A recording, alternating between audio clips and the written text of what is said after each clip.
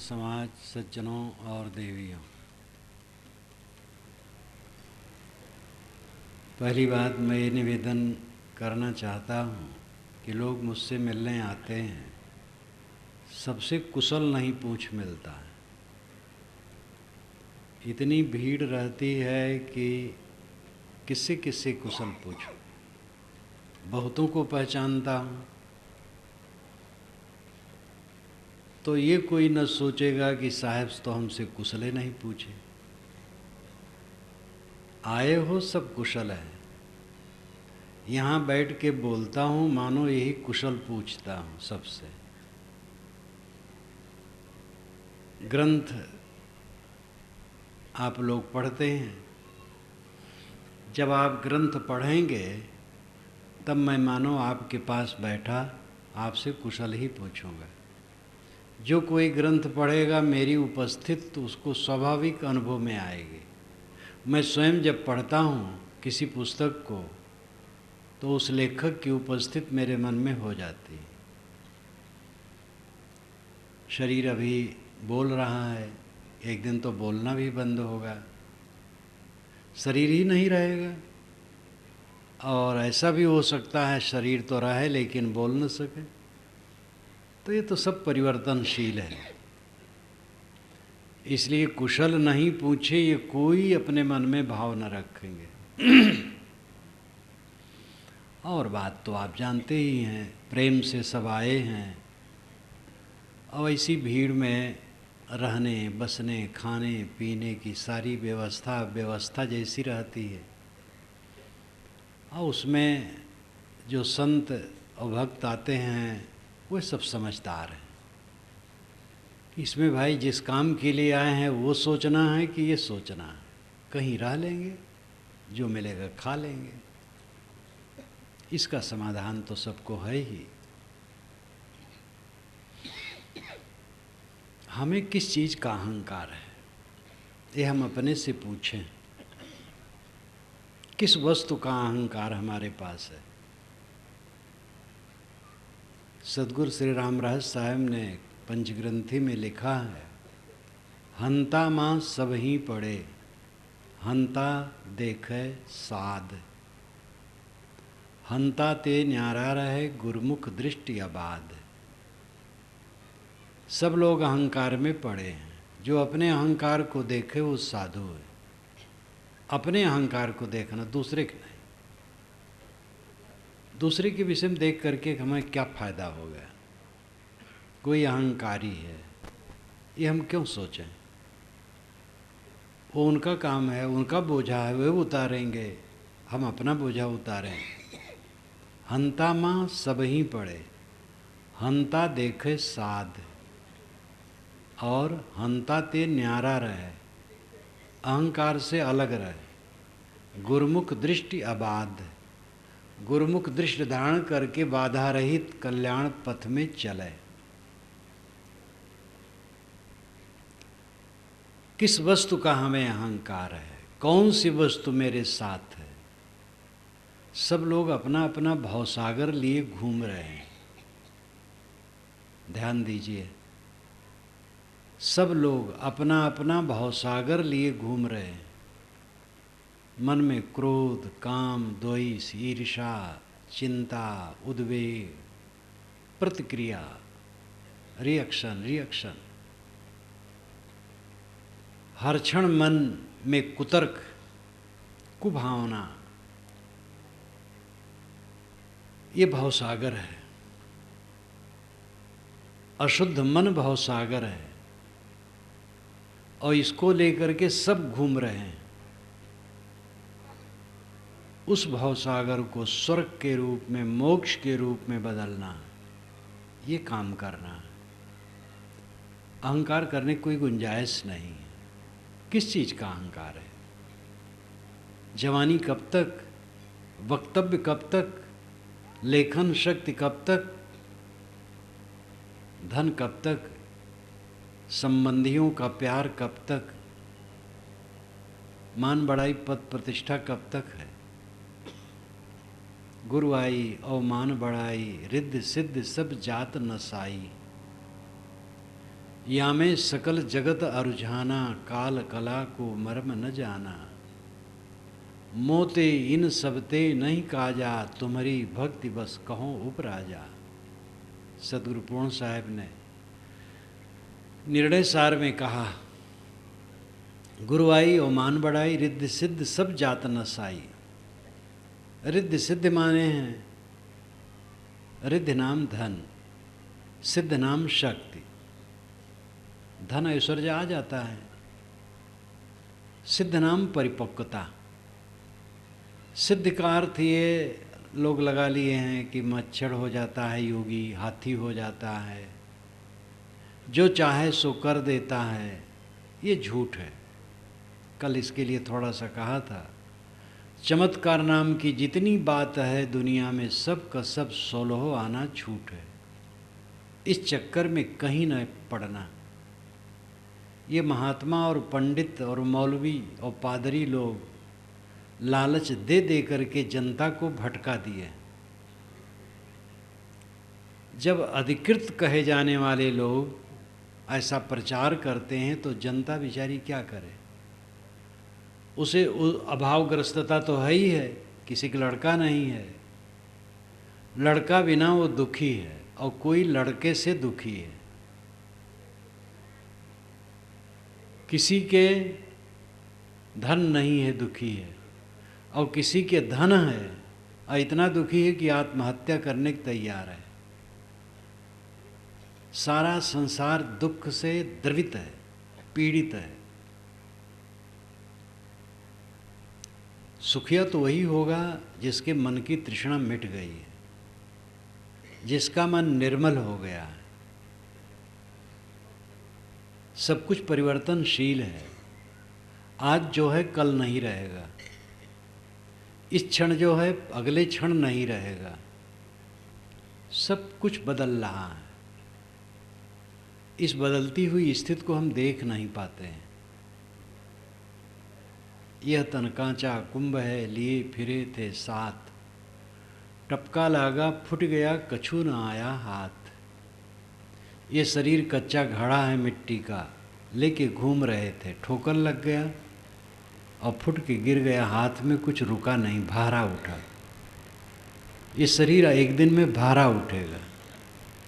हमारे मित्रों, साथियों, पूर्वजों कितने के शरीर मिट गए, हमारा कब तक रहेगा। इस बात को जो निरंतर देखता है वो पाप नहीं करता है, उसका मन मैला नहीं होता है, निर्मल रहता है। संसार की नश्वरता को निरंतर देखना। हम जिन झूठी वस्तुओं से जुड़ते हैं उनसे गर्माहट पैदा होती है। सब वस्तुएं झूठी, अंत में झूठ झूठा कह डारहु, मिथ्या यह संसार। तेहि कारण मैं कहत हूँ जाते हुए उबार। साहब कहते हैं झूठ है और झूठ करके छोड़ दो, झूठ झूठा कह डारहु। जो तुम्हें मिला है झूठ है और झूठा करके डाल दो, मिथ्या यह संसार, यह संसार मिथ्या। तेहि कारण मैं कहता हूँ जाते हो उबार। इसलिए मैं कहता हूँ जिससे तुम्हारा उबार हो। क्या संसार मिथ्या है, झूठ है? संसार नित्य है, परिवर्तनशील है। ये पूरी सत्ता नित्य है, सत्ता झूठ नहीं है। ये जड़ सत्ता भी सत्य है, लेकिन वो क्षण क्षण बदलता है, एक रूप नहीं रहता है। और एक दिन जब मेरी आंख ढप जाती है तो पूरा का पूरा गायब हो जाता है हमारे लिए, तो झूठा हो जाता है। साहब कहते इसलिए मैं कहता हूँ जिससे तुम्हारा उबार हो, चिपके हो, जो रहने वाली चीज़ नहीं उसमें चिपके हो। चिपकाहट छोड़ो, अपने मन को छुड़ाओ। हम बहुत माल टाल मानते हैं, दुनिया में बहुत माल टाल है, पूरा दुनिया कूड़ादान है, खाकदान, कूड़ादान। संतों ने कहा है, और केवल ऐसे नहीं कहा है, तथ्य है। जितने प्राणी हैं उनके शरीर हाड़ मांस के ढांचे हैं। जितना धन दौलत है सब कंकर पत्थर है। जितना वन है सब काष्ठमय है। हल्ला गुल्ला कीचड़ पानी धुआं धड़क्का धूल, यही तो संसार है सब। कौन सा माल यहाँ रखा है? ये शरीर एक कूड़ा कचड़ा है। इसको चलाने के लिए कुछ कूड़े कचड़े की ज़रूरत है, लेकिन इसको कूड़े कचड़े के रूप में ही देखें। जो इसमें सोना है, हीरा है, दिव्य है, वो आत्मा है, वो आपका स्वरूप है, आपका होना है, आपका अस्तित्व है। और अपने हम हीरे को ऐसा भूले रहते हैं, दिन दिन नहीं वर्ष वर्ष सदा भूले भूले रहते हैं। ख्याल ही नहीं, उसकी समझ ही नहीं। जिनको समझ है अभ्यास नहीं करते हैं तो स्थिर नहीं रहता है विचार। जो बड़ी खुली चीज़ है कि शरीर को नष्ट होना है, और इसके नष्ट होने के साथ कुछ मेरे साथ नहीं है, इस बात को समझने में कठिनाई नहीं है। लेकिन यह बात इस ढंग से 24 घंटे में कितने क्षण आप अपने मन में रखते हैं, इसको विचारिए। महीना महीना बीत जाता है, इसकी याद ही नहीं लोग करते हैं। जब कोई मर जाता है तब लगता है दुनिया झूठी है।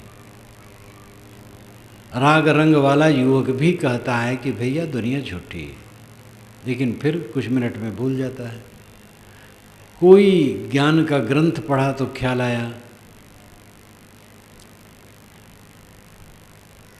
जो कुछ हमारा अपना माना हुआ है ये छूट जाएगा, ये सब जानते हैं। लेकिन जानकारी मात्र है, फाइल में लिखा है, फाइल पढ़ते नहीं। बुद्धि में ये बात है, लेकिन उस बुद्धि को सामने रख करके चरितार्थ नहीं करते। जिसके मन में ये निरंतर रहता है कि सब छूट जाने वाला है, सब नश्वर है, उसका मन भटकता नहीं, उसका मन पाप नहीं करता है, गंदी बात नहीं सोचता है। क्या हानि हो गई, क्या लाभ हो गया? लाभ झूठ, हानि झूठ। संसार मृग मरीचिका के समान, पानी के बुलबुले के समान सब प्रतिबिंबित हो रहा है, और उसमें हम अपने को जोड़ जोड़ करके पीड़ित हो रहे हैं व्यर्थ में। सब भवसागर लिए घूम रहे हैं। मन भवसागर बना है। मन में चिंता है तो भवसागर है, दुख है, पीड़ा है, अवसाद है तो भवसागर है। मन में काम क्रोध लोभ मोह विकार भरे हैं तो भवसागर है। इस भवसागर को स्वर्ग के रूप में बदलें। प्रेम, प्रेम में स्वर्ग है, अनासक्ति में मोक्ष है। प्रेम और अनासक्ति एक ही सिक्के के दो पहलू हैं, ये विरोधी नहीं। मोह विरोधी है, प्रेम नहीं। शुद्ध प्रेम की बड़ी ज़रूरत है। हम जिन लोगों के बीच में रात दिन रहते हैं उनमें शुद्ध प्रेम न होगा तो व्यवहार बड़ा कट हो जाएगा, और रहना हमारा सही नहीं रहेगा। पत्नी के साथ, पति के साथ, पुत्र के साथ, भाई के साथ, कुटुंबियों के साथ, समाज के व्यक्तियों के साथ, गांव टोला मोहल्ला वालों के साथ रहना है और उनके प्रति घृणा, ईर्ष्या, द्वेष, दुर्भाव है, तो कैसे हम सुख से जी सकते हैं? प्रेम से जिए। परमात्मा अगर सगुण परमात्मा कहीं है तो ये प्राणियों का समूह है। सगुण परमात्मा, निर्गुण परमात्मा, सरगुण की कर सेवा, निर्गुण का करो ज्ञान, सरगुण निर्गुण से परे तहाँ हमारा ध्यान। सतगुरु कबीर कहते हैं सगुण की सेवा करो, निर्गुण का ज्ञान करो, और ध्यान ये दोनों से ऊपर है। सगुण की सेवा क्या है? हम चित्र पूजते हैं, मूर्त पूजते हैं तो मानते सगुण की सेवा है। वो तो प्रतीक उपासना है, एक चिन्ह है। प्राणियों की सेवा सगुण की सेवा है। सगुण भगवान ये प्राणी है। सबकी सेवा कौन कर सकता है? सबकी शक्ति सीमित है, समय सीमित है। किसी को तकलीफ देने की न सोचे तो सेवा हो गई। फिर जो बन सके सेवा करे। सगुण की सेवा प्राणियों की सेवा है। प्राणियों को भगवान समझना। मूर्ति के सामने जो कुछ रख दिए लौटा के खा लिए। मूर्ति की पूजा बड़ी सरल है, चाहे जैसे धर दो, चाहे जैसे कर दो, और चढ़ा करके कुल खा लो, बहुत सरल है। लेकिन किसी प्राणी के सामने रखो, अगर गलत से रखो तो डांटेगा भी। एक वैष्णव संत और मैं बैठा था, वो वैष्णव संत प्रसिद्ध महंत हैं, तो दूसरे वैष्णव संत आए जो गायक थे, वहीं मंदिर में थे। कहे आइए ये महाराज एक कबीर साहब का भजन गाइए। तो तुरंत हो गाए, तो भजन गाए, सब मगन हो गए। तो उन्होंने कहा महाराज एक कहानी सुना दूँ? कहे सुना दो। अब कबीर साहब का भजन गाए तो कबीर साहब के लहजे में कहानी सुनाने की उनकी चेष्टा हुई। कहे सुनाओ। कहे कि पुजारी थे, भगवान राम की मूर्ति थी, तो श्रृंगार उंगार किए, कपड़ा वपड़ा पहनाए, पूजा किए, लड्डू चढ़ाए और पर्दा गिरा करके चले गए। आधे घंटे के बाद आए तो चूहा आ करके लड्डू खा लिया था और भगवान का कपड़ा कुतर दिया था, और भगवान के ऊपर चढ़ा था तो भगवान गिर पड़े थे, हाथ टूट गया था। तब पुजारी आए तो भगवान को एक चांटा मारे। कहे तुम अपने हाथ पैर तोड़वा लियो, हमार का करियो? कह के चुप। तो वैष्णव महंत जो बैठे थे कहे और बस? तो कहे हो गया। कहे बस? देखो ऐसा कहना नहीं, नहीं ये लिख लेंगे। मेरे लिए कहे लिख लेंगे। मैंने कहा हम लोग लिखते रहते हैं ऐसा। तो उनके वो वैष्णव थे, लेकिन उनके मन में भी गुदगुदी हुई कबीरी भाषा में कहने की। तो मूर्त पूजा वाले भी जानते हैं। एक वैष्णव तो कहे महाराज देखो, मूर्त पूजा हम भगवान की मूर्ति छोटी सी लिए रहते हैं तो बड़ा लाभ ये होता है कि जब भोग लगाते हैं भगवान का और भगत घी नहीं लाए हैं तो कहते भाई पवित्री लाओ, भगवान का भोग लगाना है। घी को पवित्री कहते हैं। तो घी तब भगवान के लिए घी आ गया तो भगवान तो खाते नहीं, अपना खाने में मिल जाता है। तो मूर्त पूजा करना बहुत सरल है, सब चढ़ा दो और कुल खा लो। लेकिन माता पिता के सामने चढ़ाओ तो भाई अब उनका विचार, जो तुम्हें दे दे, नहीं तो खा जाए। गुरु महाराज के पास चढ़ाओ तो जो प्रसाद दे पाओगे, नहीं तो नहीं पाओगे। और अगर कहीं उल्टा पल्टा चढ़ाओगे तो डांटे जाओगे। लेकिन तो ज्ञान भी मिलेगा माता पिता गुरुजनों से ही, मूर्ति से ज्ञान नहीं मिलेगा। सगुण भगवान ये प्राणियों का समूह है।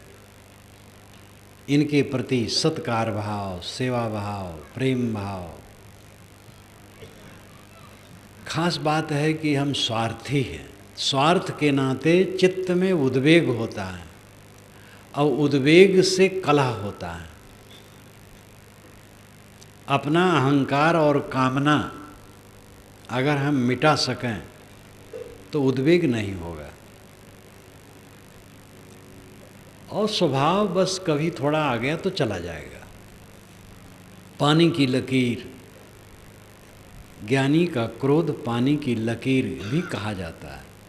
वो क्रोध नहीं है, आ गया थोड़ा तो पानी पर लकीर पारो, फिर बराबर कुछ नहीं। बालू की लकीर कुछ घंटे रहेगी, वो दुखद है, और पत्थर की लकीर तो भयंकर है। तो जो सिद्ध संत हैं, यानी परिपक्व संत हैं, पूर्ण पुरुष हैं, उनके मन में विकार नहीं। विकार नहीं, यही भवसागर से पार होना है। सब भवसागर लेके घूम रहे हैं। अपने भवसागर को मिटाओ। अहंकार करने की गुंजाइश नहीं, दूसरे के दोष देखने की गुंजाइश नहीं। दूसरा है अपने गठरी बड़ी लंबी चौड़ी है, उसको खोलो, उसको सुधारो, दूसरे की गठरी पर क्यों ध्यान देते हो? अपने भवसागर को स्वर्ग के रूप में बदलना है। प्रेम स्वर्ग है, शुद्ध प्रेम स्वर्ग है। और शुद्ध प्रेम तब होगा जब अहंकार कामना दोनों शमित होंगे। अहंकार कामना का शमन करना बड़ी बात है, और जो करे उसके लिए बहुत सरल है। और यही रास्ता, और कोई रास्ता नहीं। निर्ग्रंथ मन, निर्मल मन, प्रशांत मन, आनंदमय मन, यही तो जीवन की सफलता है। हमारे पास जो शक्ति और समय है कम नहीं है। जिंदगी में आदमी एक बार नहीं अनेक बार मोक्ष ले सकता है, इतना लंबा समय मिलता है। कभी कभी आप लोगों के बीच में मैं कहता हूँ, कलकत्ता में मैं था, स्नान करके ध्यान में बैठा। उस समय 50 वर्ष की उम्र हो गई थी।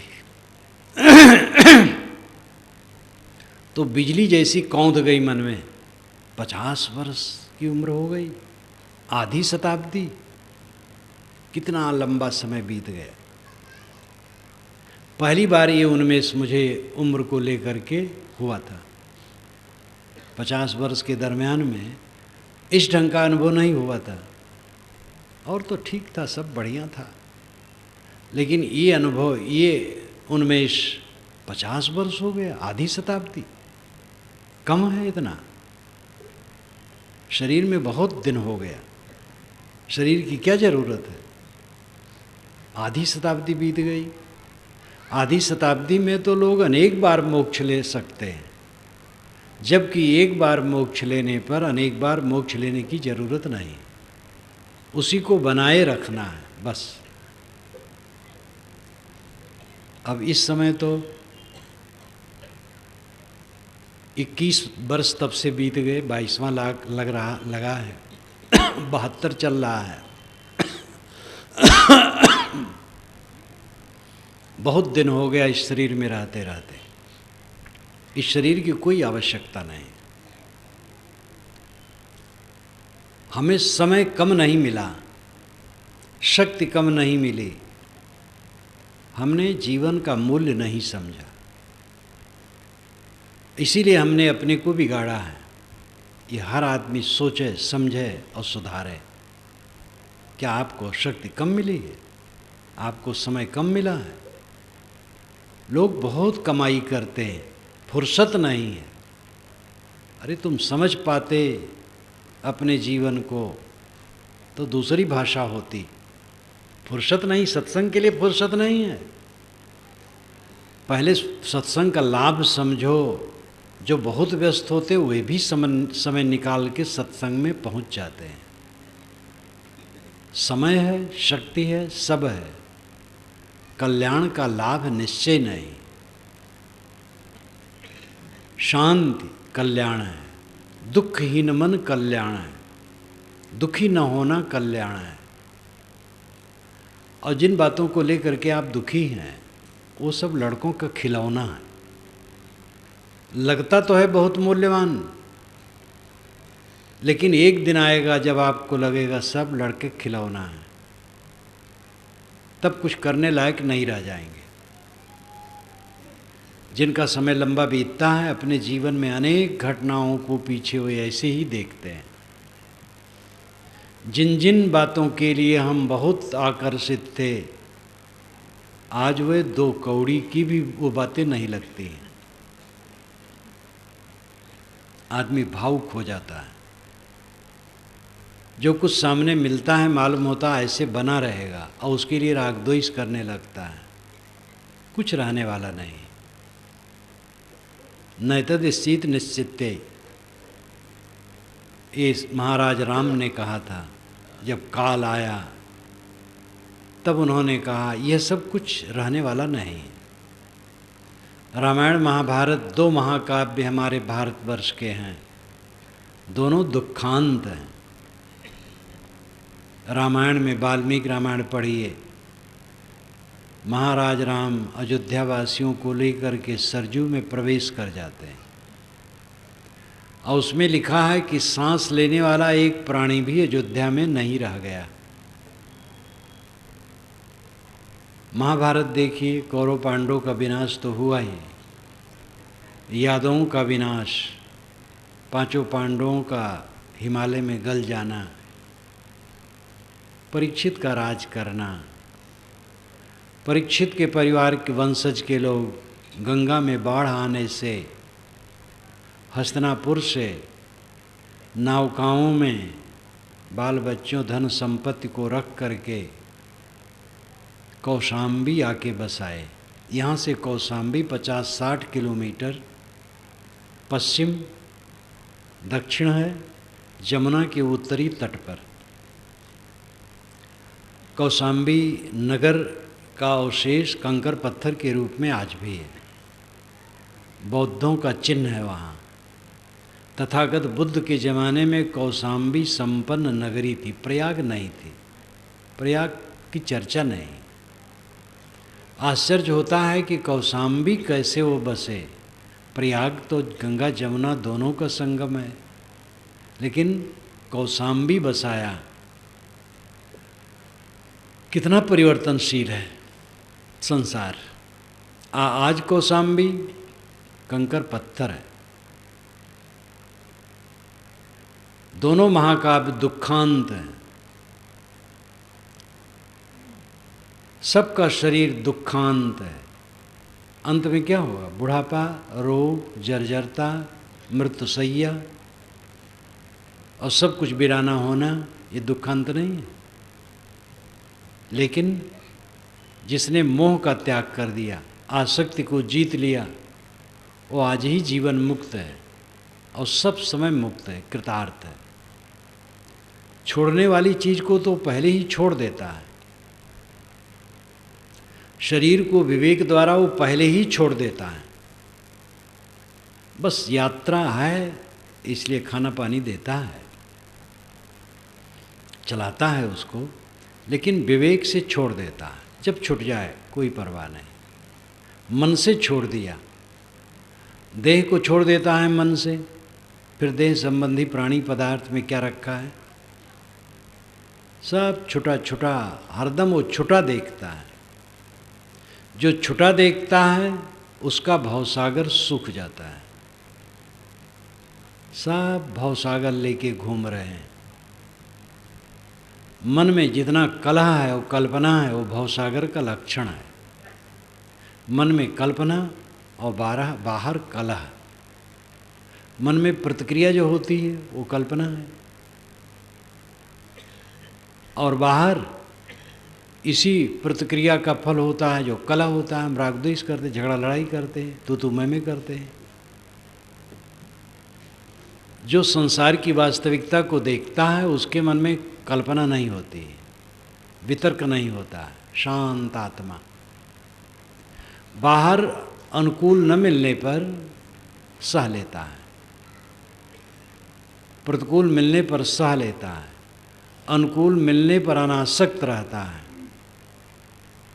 और जहाँ से विवाद वहाँ से हट के रहता है। ऐसा प्रसंग पड़ गया तो सिर झुका लेता है, विवाद नहीं करता, सिर झुका लेता है।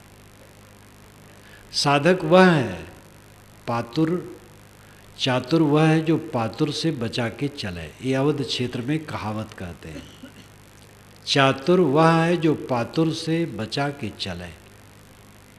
चतुर समझदार वह है जो पतला दुर्बल मन दुर्गुणी से बचा के चले। कीचड़ में पत्थर फेंकेंगे तो वहाँ से लौट करके चींटी आएगी शरीर पर। इसलिए विवेकवान आदमी के मन में कल्पना रहती ही नहीं। कल्पना नहीं रहती तो कलह नहीं रहता है। किसी से विवाद करने की कोई गुंजाइश नहीं। सिर झुका लेना है, सह लेना है, हट जाना है, मौन रहना है, उसकी चर्चा ही नहीं करना है। समय थोड़ा है, सबसे विवाद करके अपने मन को खराब करके तब साधना बनेगी। जहाँ हम विवाद किए मन उलझा, जहाँ हम किसी की बुराई देखने के चक्कर में पड़े मन उलझा, उसकी चर्चा में पड़े तो मन उलझा। इतना सुंदर समय, एक एक सेकंड मूल्यवान, उसको हम अपने दुख को दूर करने में लगाएं कि दूसरे के राग द्वेष में लगाएं? कौन समझदारी? हमें सावधान होना चाहिए। सब भवसागर लेके घूम रहे हैं। घमंड बहुत है हमें। धन का घमंड है, जन का घमंड है, विद्या का घमंड है, गुरुआई और महंती का घमंड है, आचार्यत्व का घमंड है, महामंडलेश्वर जगत गुरु हैं घमंड है, विश्व गुरु हैं, ब्रह्मांड गुरु हैं, पता नहीं कैसे कैसे गुरु। बड़ा घमंड है। प्रवक्ता होने का घमंड है, लेखक होने का घमंड है, जन समूह का घमंड है, बहुत बड़ा जन समूह हमें मानता है। सब बचकानापन है। जन समूह कब तक साथ है? रात में जन समूह था, यहाँ से उठ के गया, अपने कमरे में अकेला सोया। जन समूह वहाँ नहीं था। कभी कभी मैं आपसे अपना अनुभव कहता हूँ। मैं तो यात्रा में रहता हूँ 8 महीने करीब करीब। पहुँचा, स्वागत के लिए सैकड़ों तैयार रहते हैं कई जगह, और बहुत गाते बजाते कितने लोग इतने भावुक, आरती उतारेंगे, ये करेंगे, वो करेंगे। जब वहाँ से छुट्टी मिली, यदि वो भी परेशानी घर है, अब जब आए हैं थके मादे तो ये सब न करो भाई, जगह दो, नहाएं खाएं आराम करें, पाछे कर लेना। लेकिन अब भावुक लोग नहीं मानते कई जगह, वो भी सहना पड़ता है। वहाँ से हटे, जब आसन पर गए, शौचालय में गए, मच्छर काट रहे हैं, कोई सहायक नहीं। आरती उतारने वाला एक भी नहीं है कि मच्छर को हटा दे। ये आरती की पोल पट्टी है, हमारी पूज्यता की पोल पट्टी है, और जन समूह की पोल पट्टी। जन समूह का क्या घमंड है? हमें बहुत लोग मानते क्या घमंड है? मच्छर से हमारी रक्षा वो नहीं कर पाते हैं।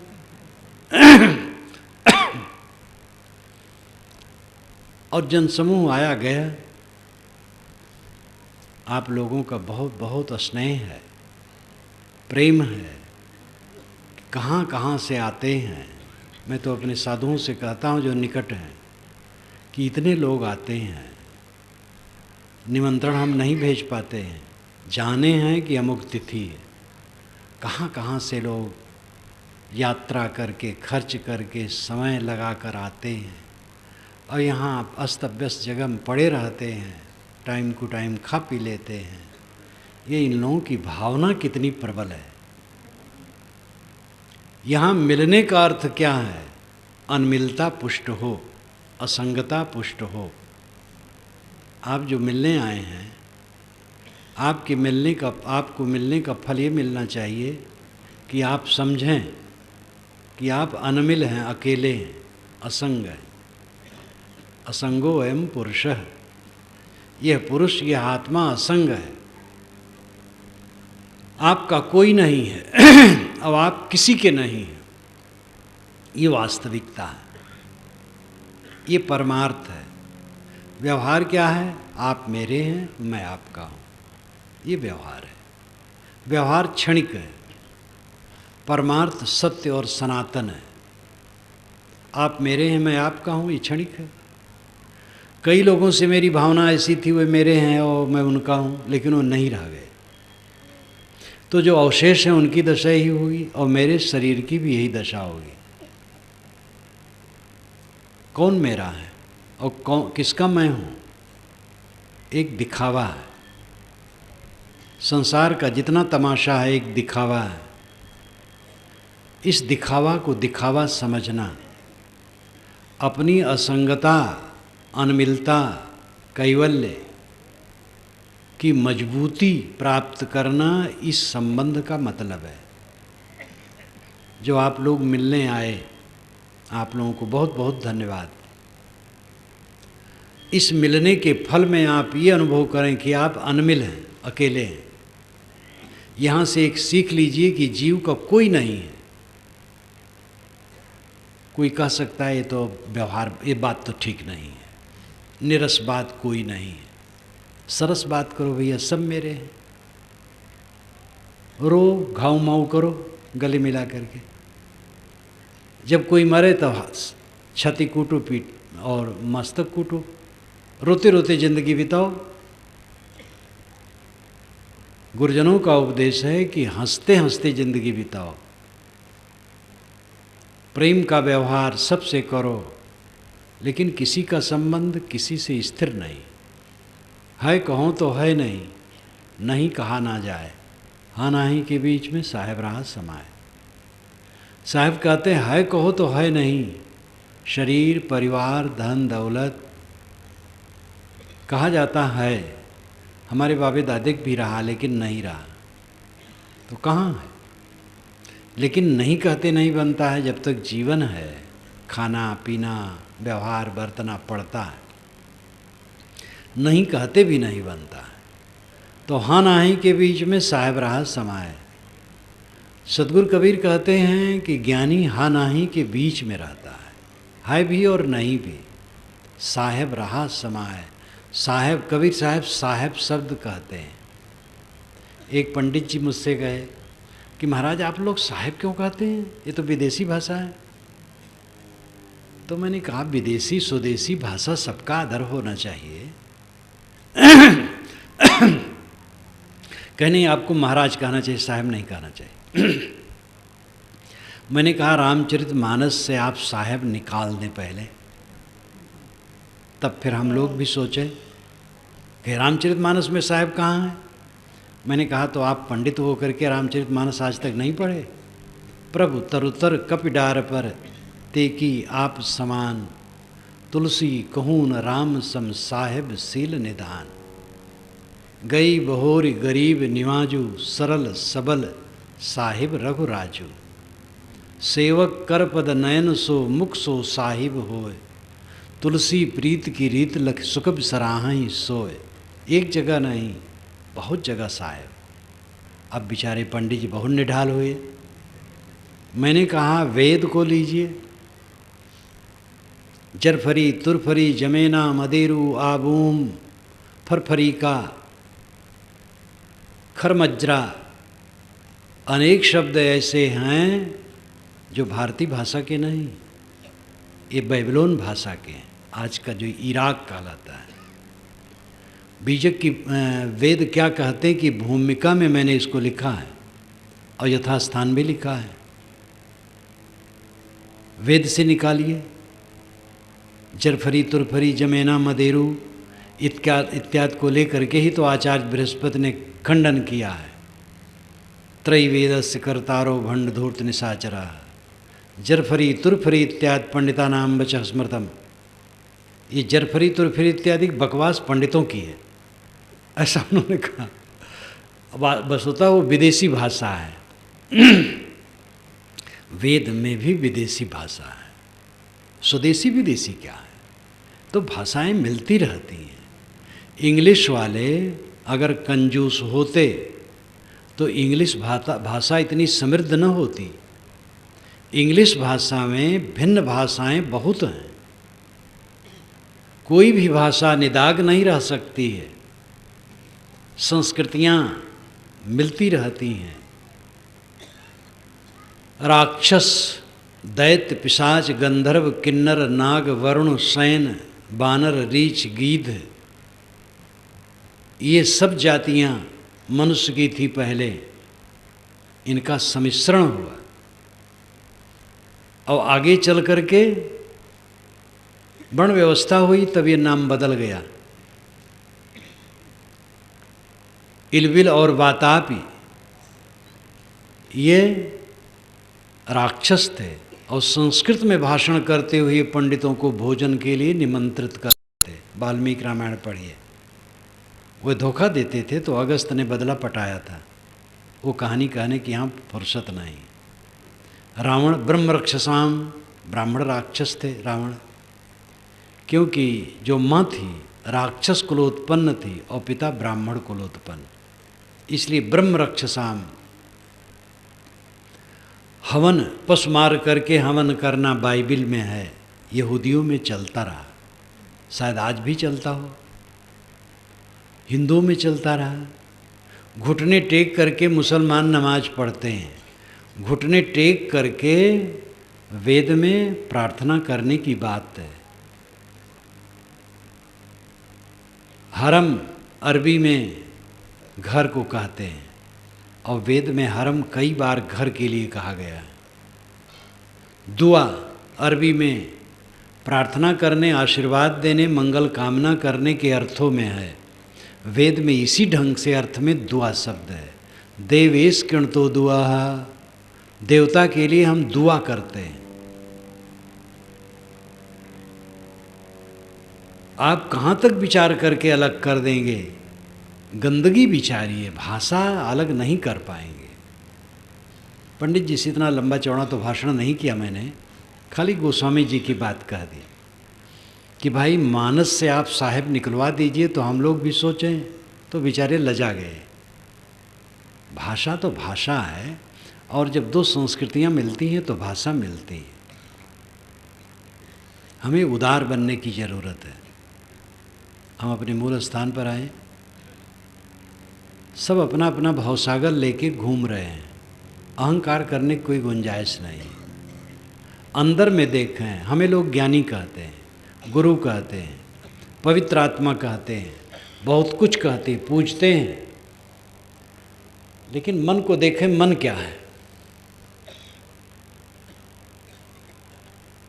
हमारा मन जो है वही हमारी स्थिति है। अगर मन में विकार है तो हमारी स्थिति ठीक नहीं है। मन निर्मल है, बस पूरी दुनिया निंदा करे, कुछ फर्क पड़ने वाला नहीं। हम सबके मुंह को बांध करके रहनी में नहीं रह सकते हैं। अपने को ठीक करना है। अपजस जोग की जानकी, मणि चोरी का कान, तुलसी लोक रिझाई वो करस कातिबो नान है। सीता जी अपजस के योग्य नहीं थी। सीता जी रावण के घर में इच्छा से नहीं गई थी, पकड़ करके ले जाई गई थी, और वो तपस्वी बन करके रहीं। रावण के प्रस्ताव को उन्होंने वीरतापूर्वक ठुकराया। रावण चाहता था तुम पत्नी बन जाओ, उसने ठुकराया। रावण को शाप था, पर स्त्री को छू नहीं सकता था बिना उसकी इच्छा के। ये लेखक ने रावण की क्वालिटी घटाया है। अगर ये कहता भाई इतना वो सत्यव्रत था कि वो ऐसा नहीं कर सकता था तो उसकी बड़ाई हो जाती। पराई स्त्री को छूने से कोई जल कैसे जाएगा? ऐसा नहीं जलेगा, पतन तो उसका है ही है, लेकिन वो खाक नहीं हो जाएगा। तो कहने का मतलब है कि रावण ने चाहा, प्रलोभन दिया, लेकिन सीता दृढ़ रही, तो सीता निर्दोष थी। लेकिन अयोध्या वाले सीता को नहीं समझ सके, और जन जन में ये वार्ता हो गई कि श्री राम ने सीता को फिर से पत्नी बनाया। तो हम लोगों के घर की क्या दशा होगी? हमारी स्त्रियां कहीं भी रहें, फिर आएंगी तो फिर पत्नी बनाना पड़ेगा। इतनी चर्चा हो गई अयोध्या भर में कि महाराज राम ऊब गए। धोबी ने ताना मारा, ये वाल्मीकि रामायण में कहीं नहीं। ये जन जन की भावना हो गई थी। तो गोस्वामी जी ने कहा अपजस जोग की जानकी, क्या जानकी जी अबजस के योग्य थी? मणि चोरी का कान है। क्या श्री कृष्ण ने मणि चुराई थी? एक ऑब्जेक्शन आया था कि श्री कृष्ण ने मणि चुरा लिए, तो श्री कृष्ण की प्रकृति अलग थी, वो मणि के पीछे पड़ गए, तो जहाँ से मणि थी वहाँ से उपलब्ध करवाई, तो निंदा करने वाले लज्जित हुए। महाराज राम ऐसे नहीं थे, वो संकोची बहुत थे। श्री कृष्ण उस जगह पर होते तो अयोध्या वासियों को बुला करके मीटिंग करते और लताड़ते और कहा, सीता जी लंका में इतना दिन दुख उठाई, तो आप लोग कौन पवित्र आत्मा हो उसको दुख देना चाहते हो? लेकिन राम बड़े संकोची थे और चुपचाप सीता को निकाल दिए। उनका निकालना गलत है कि सही है, वो अलग विषय है। पढ़ना चाहें तो रामायण रहस्य में मैंने सब लिख दिया राम कथा के विषय में। बात तो यह है, क्या आप चाहते हैं कि आपको कोई गलत न कहे? दुनिया में कोई ऐसा उदाहरण है जो गलत नहीं कहा गया हो? कोई नहीं कहा है ऐसा, सबको गलत कहने वाले हुए हैं। जब कबीर पंथ से मैं परिचित हुआ तो कुछ ऐसे लोग भी मिलते थे, अरे भाई दानवा कबीर। कबीर का शरीर जब छूट गया था तो एक दानव उनके शरीर में घुस गया, तो वही बानी बोला, वही बानी सब है, वो दानवा कबीर की बानी है। स्वामी शंकराचार्य को मणिमान नामक दैत्य का अवतार वैष्णव ने कहा। मणिमान नाम के दैत्य के अवतार थे शंकराचार्य, इसलिए शंकराचार्य ने जो प्रस्थानत्रयी भाष्य किया है वो दैत्य का है, वो शंकराचार्य का थोड़े है। ये मिली मार है सब। शंकराचार्य महापुरुष थे, कबीर साहब महापुरुष थे, तथागत बुद्ध महापुरुष थे, हजरत मोहम्मद महापुरुष थे, संत ईसा महापुरुष थे, सब अपनी अपनी जगह पर महान हैं। और उनकी बातों को लेके जो रुचे पचे उसका प्रयोग करें, न रुचे पचे छोड़ दें। भिन्न भिन्न देश काल परिस्थिति में महापुरुष होते हैं और वैसी बातें भी आती हैं, जो न जमे छोड़ दीजिए। लेकिन आदमी तो होता है पक्षपाती, संकुचित, अपने गुरु की बड़ी बड़ाई करता है और दूसरे के गुरु को गिराना चाहता है। दुनिया में एक ऐसा व्यक्ति नहीं हुआ आज तक जो सबके द्वारा प्रशंसित हो। इसलिए हमें आशा नहीं करनी चाहिए लोग हमारी प्रशंसा करें, जैसा कहना हो कहें। जब हमारी कोई निंदा करे तो हमें ये सोचना चाहिए वो जितनी निंदा करता है कम करता है। अधिक निंदित मैं हूँ, अधिक निंदा के योग हूँ, उसे हमारी और अधिक निंदा करनी चाहिए थी, फिर क्या संताप रहेगा। अपने मन को शीतल करें, सरल करें, पवित्र बनावें। मैंने शुरू में कहा था कि सब मनुष्य अपना अपना भवसागर लेके घूम रहे हैं और घमंड बहुत है। हम बड़े हैं। मन में झांको, मन में क्या उठ रहा है?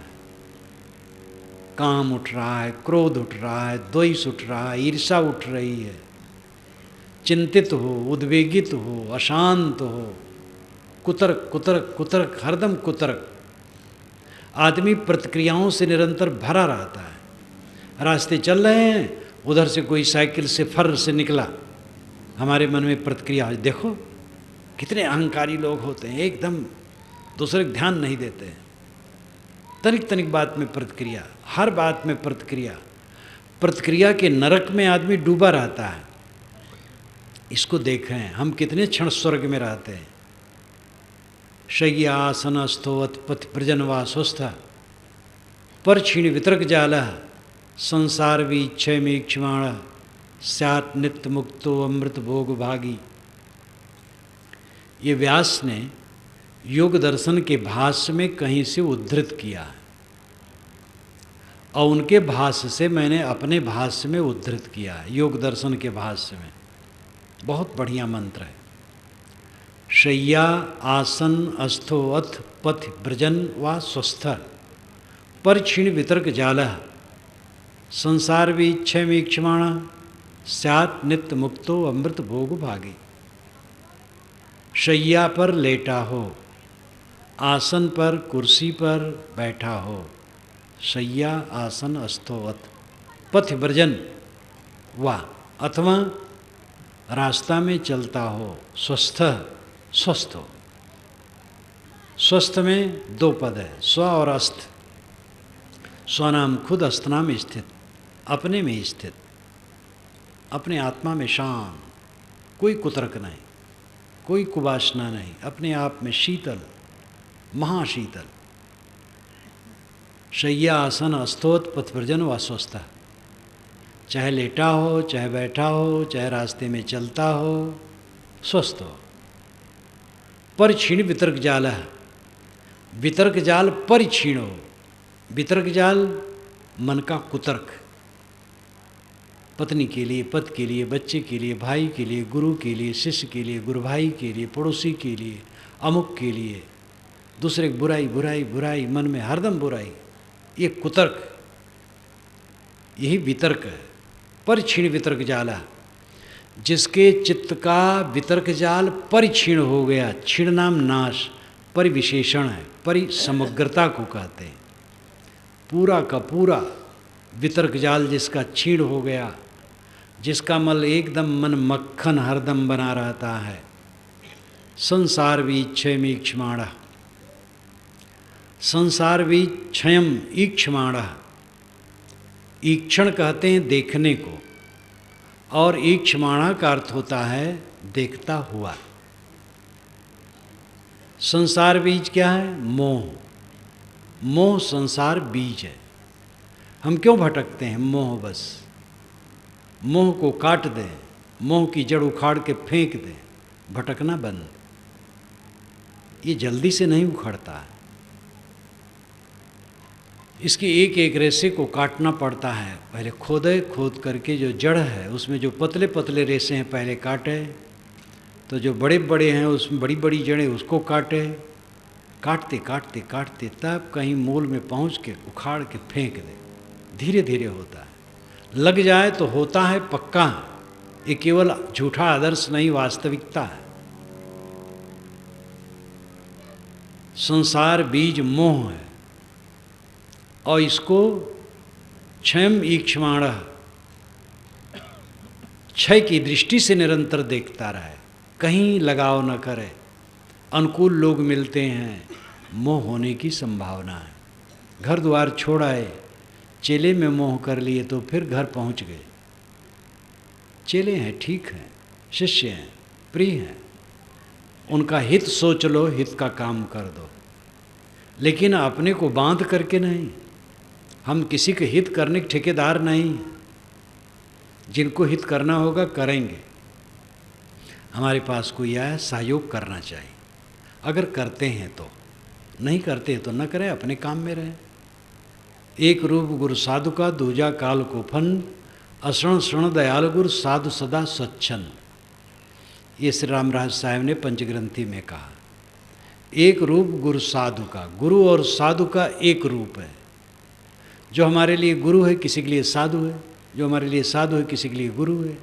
जो हमें बोध दिया, रास्ता दिखाया, और जिसके संरक्षण में हमारा कल्याण चल रहा है, वो हमारा सद्गुरु है। दूसरे सब संत हैं, वे सहायक हैं। लेकिन उन संतों में कोई किसी का सद्गुरु हो सकता है। तो इसलिए एक रूप गुरु साधु का, दूजा काल को फंद। गुरु साधु को छोड़ करके सतपथ बताने वाला कोई नहीं है। काल का फंदा, कल्पना जाल है। गुरु साधु में फर्क कुछ है तो ये है, अशरण शरण दयाल गुरु, साधु सदा स्वच्छंद। सदगुरु अशरण को शरण देते हैं और साधु सदा स्वच्छंद रहते हैं, ये भेद है। अशरण शरण दयालु गुरु, गुरु दयालु होते हैं, अशरण को शरण देते हैं, वह झंझट मोल लेते हैं। दूसरे के दुख को दूर करने के लिए झंझट मोल लेते हैं, लेकिन वह पूर्ण मुक्त हैं, तो उनको बंधन नहीं होता है। वो निर्लेप रहते हैं, अनासक्त रहते हैं, और दूसरे के दुख दूर करते हैं। और साधु सदा स्वच्छंद, साधु सदा स्वच्छंद रहती, झंझट में नहीं बढ़ते। किसी की दीक्षा दो, चेला बनाओ, साथ में रखो, उसको निभाओ, ये झंझट में नहीं पड़ते। कुछ नहीं, स्वच्छंद। लेकिन सद्गुरु अशरण को शरण देते हैं। सद्गुरु बनना बहुत गलत है। अपने को सेवक मानना चाहिए। विवेकवान सदैव अपने को सेवक मानता है, कभी अपने को सद्गुरु नहीं मानता। अपने को बचा करके संसार का काम करने वाला मुक्त रह सकता है। भावुक बन जाएगा जगत के उद्धार में। आज तक कोई जगत का उद्धार कर पाया? हजारों खिज्र पैदा कर चुकी है नस्ल आदम ने, ये सब तस्लीम, लेकिन आदमी अब तक भटकता है। ये फिराक गोरखपुरी, रखपत साहब फिराक गोरखपुर के, जिनका प्रयाग विश्वविद्यालय कार्यक्षेत्र था। 15-20 वर्ष हो गए शरीर छुटे, शायद 20 ना हुआ हो। उर्दू के बहुत बड़े कवि थे, इंग्लिश के बहुत बड़े पंडित थे, हिंदी संस्कृत, उनकी ये वाणी है। हजारों खिज्र पैदा कर चुकी है नस्ल आदम ने, आदम की नस्ल ने, मनुष्य की वंश परंपरा ने हजारों खिज्र, हजारों उपदेष्टा पैदा कर दिया।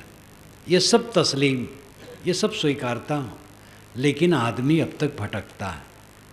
आदमी आज भी भटक रहा है। भटकने मतलब क्या है? दुखी रहना। दुखी इसलिए क्योंकि दोषी है, और दोषी होना भटकना है। जो दोषी नहीं होगा वो दुखी नहीं होगा। अगर क्षण मात्र दुखी है तो क्षण मात्र के लिए दोष से हम प्रभावित हो गए हैं। संसार बीज क्षय में क्षमाणा, संसार बीज मोह है, उसको क्षय की दृष्टि से देखता हुआ सात नित्य मुक्तो अमृत भोग भागी, वो नित्य मुक्त है, अमृत भोग भागी है। जो व्यक्ति सैया पर चाहे लेटा हो, आसन पर चाहे बैठा हो, रास्ते में चलता हो, अपने आप में शांत है, जिसके मन का कुतर्क सब शांत हो गया है, जो संसार बीज रूपी मोह को, मोह रूपी बीज को नष्ट करने की दृष्टि से निरंतर देखता है, वो नित्य अमृत का भोग भागी है, नित्य आनंदमय है। कितना सरल काम है। न पैसा लगना है, न जात की जरूरत है। इसमें जात की जरूरत नहीं है। यद्यपि ज्ञानियों ने कह डाला कि ब्राह्मण ही उस ब्रह्म ज्ञान में पहुंच सकता है, वो धोखा है, गलत है। ब्रह्म ज्ञान की परिभाषा अच्छी नहीं। ब्रह्म सबका स्वरूप है, ब्रह्म नाम महान, आत्मा महान है। तो इसमें जात पात क्या है? जात तो एक है। जाति वर्ण की जरूरत नहीं, विद्या की जरूरत नहीं, पढ़ाई लिखाई की जरूरत इसमें ज़्यादा नहीं है, धन की ज़्यादा जरूरत नहीं है, खाने पीने की जरूरत है, धनी होने की जरूरत नहीं है, महंत होने की जरूरत नहीं, गुरु होने की जरूरत नहीं, आचार्य होने की जरूरत नहीं, मंडलेश्वर होने की जरूरत नहीं, जगत गुरु होने की जरूरत नहीं।